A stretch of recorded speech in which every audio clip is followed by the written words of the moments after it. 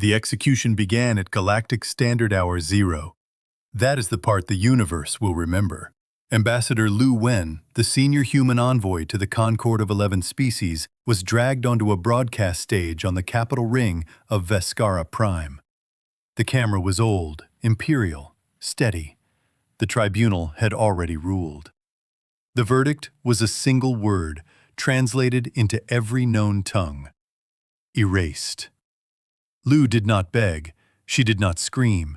She looked into the lens, into the eyes of 40 billion humans back home, and she whispered one sentence in a language her executioners didn't understand. She was hoping they didn't. The Kordaxian adjudicator raised the ceremonial blade. The feed cut. The galaxy exhaled. They thought it was over. 3 hours earlier, on the third orbit of a quiet mining colony, an unarmed human aid vessel had been boarded by Kalari raiders. 16 crew, no weapons. The Kalari demanded supplies first, then tribute, then lives. When a junior Kalari commander opened fire on the docking clamp, the humans didn't die quietly. They transmitted. Every word, every shot, every scream. The frequency was open. The Kordaxian High Council saw the feed within minutes. They chose not to intervene. In their private chambers, the architects of this century's law spoke the phrase diplomats hate most. It is beneath us. So Ambassador Lu was summoned, not to negotiate, to be made an example of. The charge was reckless provocation. The sentence was death. The audience was the entire galaxy. 63 sentient species tuned in to watch the upstart humans learn their place. It worked. For exactly long enough. On Earth, every screen showed the broadcast. Every bar, every park, every kitchen, every mine. In the cities of glass and iron, people stopped moving. Not because they were afraid, because they were deciding. In the bunkers beneath the Pacific Rift, something older than any government stirred. The line had been crossed. The line that humans had sworn, generation after generation, would never be crossed. Extinction Protocol had a name. It was older than the species themselves. Back on Veskara Prime, the adjudicator cleaned the blade with ceremony. The emissaries of the Concord drank wine that cost more than a human lifetime. They toasted unity. They toasted order. They toasted the lesson. They did not know that Earth's lunar listening posts had already locked onto every ship in their fleet. They did not know that 4.5 million human soldiers had, in the span of one heartbeat, dropped every other assignment and reported quietly to cold, dark rooms carved into bedrock. They did not know that the engineer of the protocol, Dr. Naomi Carver, was already awake again. She had been waiting. 17 years she had been waiting, with hair turning gray in a sealed bunker, for exactly this moment. She pressed her thumb to a steel plate. The lights on the broadcast stage flickered. The Kordaxian adjudicator paused, aware of nothing, yet. The crowd of dignitaries noticed a strange silence. Ships outside the ring stopped broadcasting. Subspace traffic dimmed.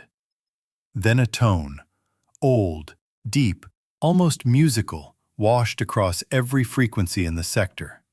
The Kordaxian called it the howl. The Kalari called it prophecy. Humans called it daylight. Earth did not announce itself, not with speeches, not with ultimatums. There was no list of demands. There was only one action. The Concord fleet orbiting Veskara lost its primitive cloaks. 62 warships, Imperial Mark, fully crewed, suddenly visible on every sensor in the quadrant. Their escorts, which had looked like debris for centuries, lit up like newborn stars. Their hidden listening posts, scattered across 100 quiet moons, opened their eyes. The Concord did not yet understand what they were looking at. Then the ambassador's murderer spoke. Naomi Carver addressed the Concord directly, on the same broadcast, in the same frequency, to the same 63 species. She spoke calmly. She spoke softly. She spoke for 46 seconds. Ambassador Liu Wen did not die for your peace. She died for your arrogance. From this minute, every vessel responsible for her death will be located. Every admiral who ordered it will be identified. Every species that watched and did not intervene will be remembered. Then, silence. A pause that lasted just long enough for the powerful to feel it. Extinction Protocol is now active. It does not negotiate. It does not threaten. It corrects. That was it. That was the speech. The Concorde had expected bluster. They had prepared for rhetoric. They had even rehearsed in their sealed chambers the perfect responses. Instead, they received a countdown they didn't fully understand. On Kellery homeworld, water disappeared. Not visibly, not loudly. Inside the great hydroprocessing plants, deep in the bones of their industrial cities, valves quietly closed, pipelines quietly sealed, reservoirs quietly drained into soil. Within hours, their entire planetary cooling network was a ruin. Their weapon of trade, water, became ash. The Kellery admiral watching the broadcast lost color in his face. He tried to speak to his contacts on the ring. The line was dead. He tried to reach his homeworld's central command. That line hummed with static. Then a single human voice came through, clear and quiet. Your people have approximately 11 minutes of breathable atmosphere. Please consider this a courtesy call. That was the first correction. It wasn't war. It was surgery. Across the Concorde, 12 quiet stations began their work. No explosions, no grand fires, no declarations, just precise surgical stops to the things the alien species relied on most. The Cordaxian star charts vanished. Their fleet could not navigate. Their archives went dark. Their food synthesizers failed without warning across 3 sectors simultaneously. Their medical libraries, the notes of 2,000 years, were quietly erased. The Kellery saw their fleets freeze in space. Their engines failed. Not catastrophically, just stopped. As if something vast and patient had decided they were not moving anymore. The Vorthen, known for their elegant mind melds and soft commerce, found their central communication network suddenly full of nothing but silence. Every channel, every frequency, every whisper, nothing. Just the soft tick of a clock. In every system, the same message accompanied the silence. One sentence, translated into their native tongues. You were warned. The Concorde had spent centuries believing humans were the youngest, the loudest, the least disciplined species in the galaxy. Their universities taught that human aggression was a juvenile stage.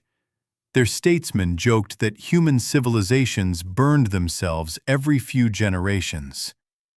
Their empires had grown comfortable with the legend that humans were a problem for future generations to handle. No one had ever tested that legend. Until now. On Earth, Naomi Carver watched the feeds. She didn't smile. She didn't celebrate. She had written the math of this moment 17 years ago and knew exactly what it would cost. She also knew that Ambassador Liu would have wanted it this way.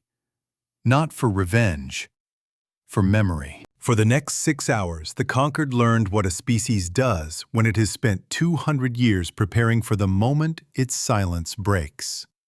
Human engineering teams, hidden in plain sight across 12 alien worlds as consular staff, worked calmly.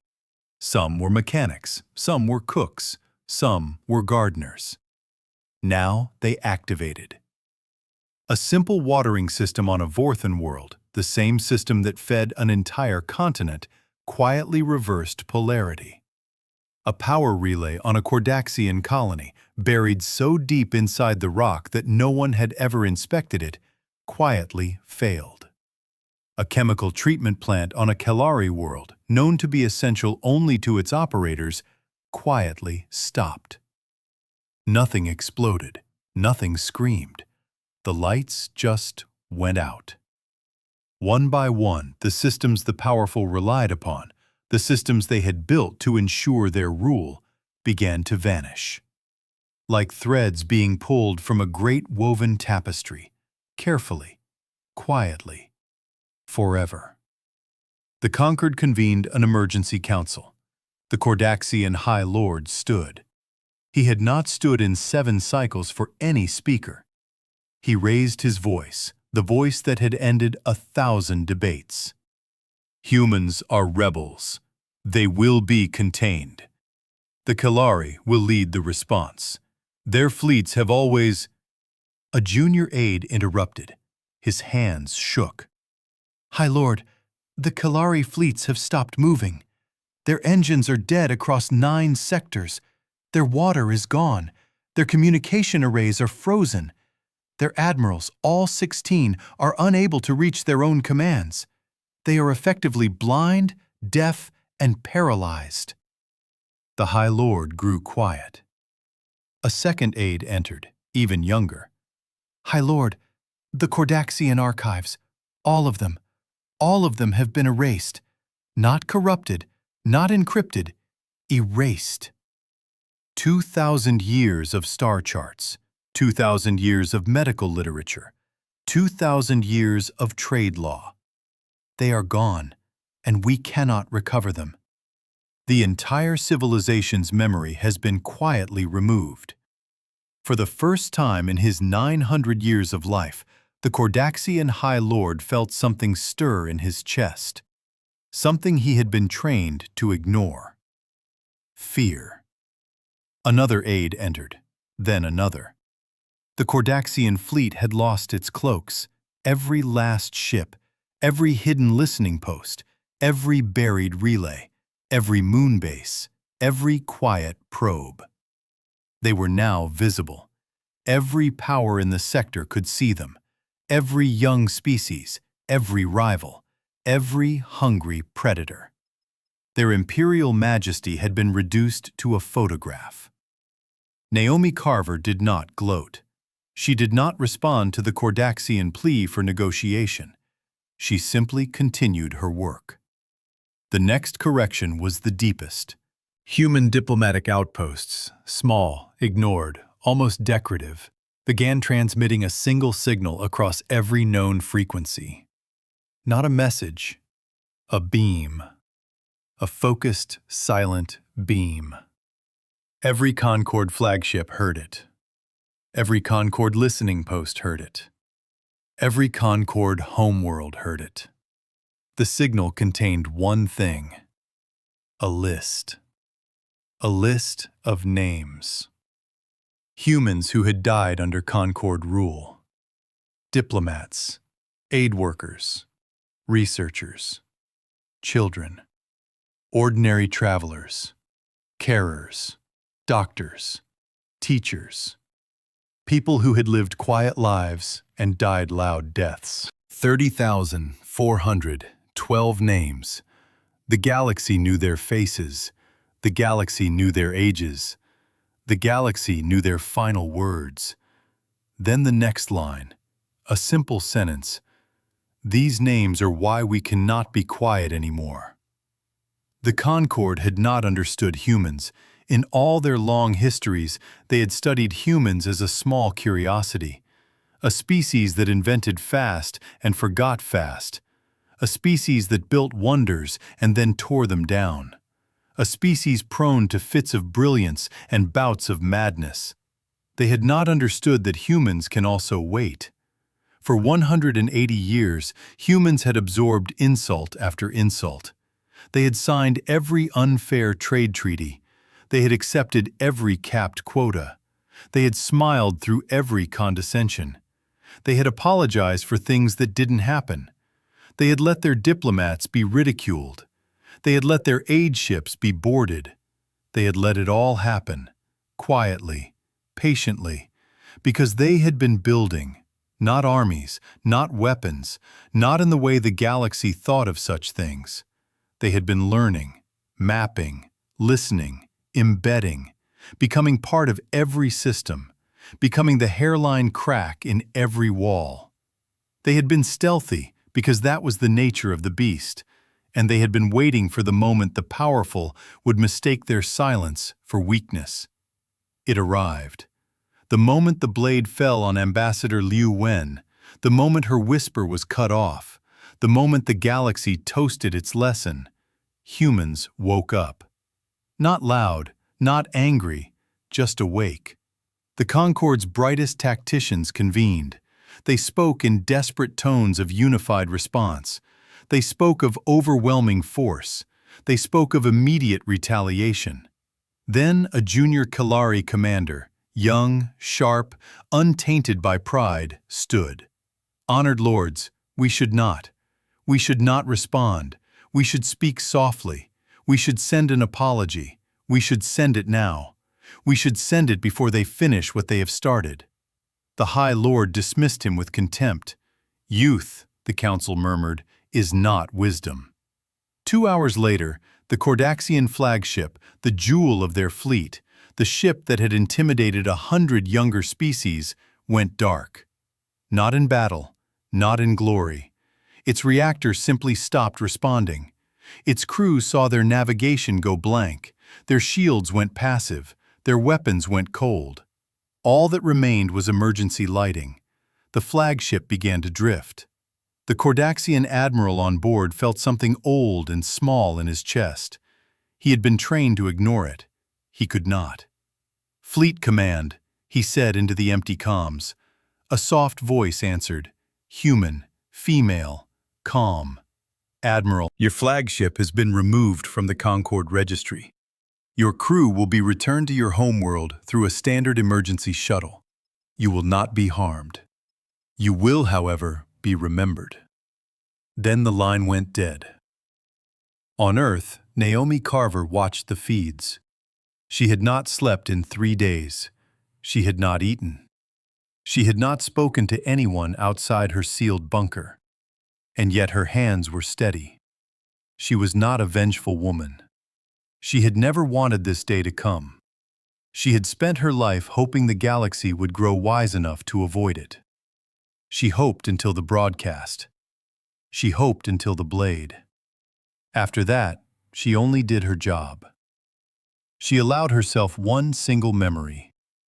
Ambassador Liu, at a small reception years ago, slipping into a corner to speak to a human child. Liu had taken the child's hand, looked into her eyes, and said something almost a joke. "We have to be careful, little one. We are very small, but we are very stubborn." Naomi let the memory pass. She returned to work. Across 20 alien worlds, corrections continued. Some were surgical. The Cordaxian medical archives that had been accidentally delivered to a human archival center decades ago, files the Cordaxians had dismissed as duplicates, turned out to be the originals. They were reduced to ash on cue. Some were cinematic. A convoy of Cordaxian dignitaries, traveling in comfort to a victory parade, found their transport suspended in the upper atmosphere, frozen mid-flight. The pilots reported every system working perfectly, except none of them were. The dignitaries floated in sunlight for hours, unable to speak, unable to call for help. Some were deeply personal. Human families on Concord worlds were quietly contacted. Each one was given a chance to speak, to their government, to their neighbors, to whatever listening post would hear, about what they had lost. Their words reached the quadrant without delay. A Cordaxian child, watching from her window, saw a human gardener kneel in the street and weep for a reason she could not understand. Her mother tried to explain that humans were weak. The child refused to believe her. She thought the gardener looked like someone who had been waiting a long time. She thought he looked like someone who had finally stopped waiting. A Kalari teacher, watching a classroom of young students, found their audio feeds suddenly filled with human music. Not a weapon, not a threat, just songs. Songs that humans had written about home. Songs that spoke of family. Songs that spoke of stubbornness. The students went quiet. The teacher went quiet. For the first time in their lives, they considered what waited beneath the surface of human silence. The Concord sent an envoy, a courtly figure, a respected elder, an ancient species, wise in compromise, trained to find the soft place in any stalemate. The envoy arrived at the human listening post in the Veskara system's outer ring. They expected ceremony. They expected pages and small talk and the slow dance of diplomacy. They expected to feel important. The envoy's shuttle was met by a single human officer, unarmed, unadorned, calm. The officer invited the envoy in. The envoy protested at the lack of protocol. The officer smiled. Protocol ended on the day Ambassador Liu Wen was killed. The envoy spoke of peace. The human officer listened. The officer then answered. Peace is not impossible, but peace cannot be the absence of punishment. Peace cannot be the silence of the powerful who believe their crimes do not require response. Peace can only be the reset between equals. The envoy asked what humans wanted. The officer answered. Memory, witness, correction. We want the galaxy to remember that when you killed one human, you did not kill an isolated soul. You killed a part of every human. You killed a part of all of us. And we have decided, as a species, that the part of us you killed is now angrier than the rest of us combined. The envoy did not have a response. He returned to the Concord empty. Within an hour, he resigned his post. Within a day, he retreated to a quiet life on a quiet world. He never spoke of that meeting again. He would never be able to. The Concord tried a second envoy, a third, a fourth. Each was received with the same calm. Each returned empty. Each carried the same quiet message in their eyes. Something had changed in the galaxy. Not in the stars, not in the fleets, not in the trade lanes, but in the deepest places where species decide who they are. The powerful had always been able to ignore the small. That was the rule of the Concord. That was the law of gravity in galactic politics. But now, the small were not small anymore. On Earth, Naomi Carver watched the world return to its senses. She watched the screens of every home, every cafe, every subway show the same image, the broadcast of the execution.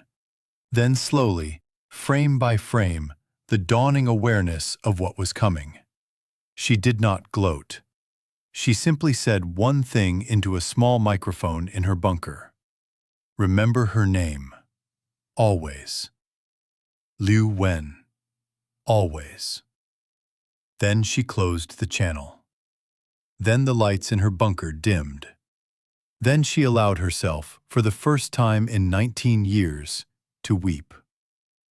The Concord did not break that day. They did not beg. They did not surrender. They were too old, too proud, too ancient. But they did adjust. They withdrew from human space. They signed new trade terms, fair ones this time. They released human aid ships held without cause. They returned human prisoners. They lowered their flags where human flags stood. Not because they feared humans, not because humans had conquered them, because they had finally understood.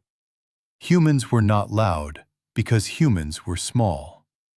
Humans were silent because humans were patient.